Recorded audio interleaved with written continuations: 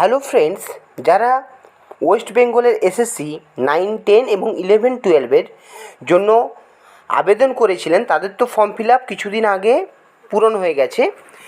তো এরপর আজ দুপুর নাগাদ একটি নতুন বিজ্ঞপ্তি বা নোটিফিকেশান এসেছে, যেখানে বলা হয়েছে, এখানে দেখুন, ডাউনলোড এসএলএসটি অ্যাডমিট কার্ড, মানে অ্যাডমিট কার্ড প্রকাশিত হয়ে গেছে এবং বলা হচ্ছে যে এসএলএসটির অ্যাডমিট কার্ডটা আপনারা খুব তাড়াতাড়ি ডাউনলোড করে নিন এবং সেখানে গিয়ে আপনাদের ফটো এবং সিগনেচার এগুলো ভালো করে চেক করে নেবেন, কোথাও কিছু ভুল আছে নাকি বা অন্যান্য কোনো কিছু মিসিং আছে যদি, বা কারো হয়তো নামে স্পেলিং ভুল হয়ে গেছে বা নিজের ছবি ভালোভাবে সেট আপ করতে পারেন না, বা যাই হোক কোনো কিছু ইনফরমেশন ভুল হয়েছে, তারা কিন্তু তাড়াতাড়ি অ্যাডমিটটা ডাউনলোড করে দেখে নেবেন, চেক করে নেবেন কোনো কিছু ভুল আছে নাকি। আর যদি ভুল হয়ে থাকে তাহলে এই যে WBSSCর যে অফিস সল্ট লেকে আছে সেখানে গিয়ে আগস্টের 30 তারিখের মধ্যে কিন্তু আপনাদেরকে ওখানে গিয়ে সাবমিট করতে হবে ডকুমেন্টস, তাহলে কিন্তু আপনারা পরীক্ষাটি দিতে পারবেন, না হলে কিন্তু আপনাদের ফর্মটি কিন্তু রিজেক্টেড হয়ে যাবে।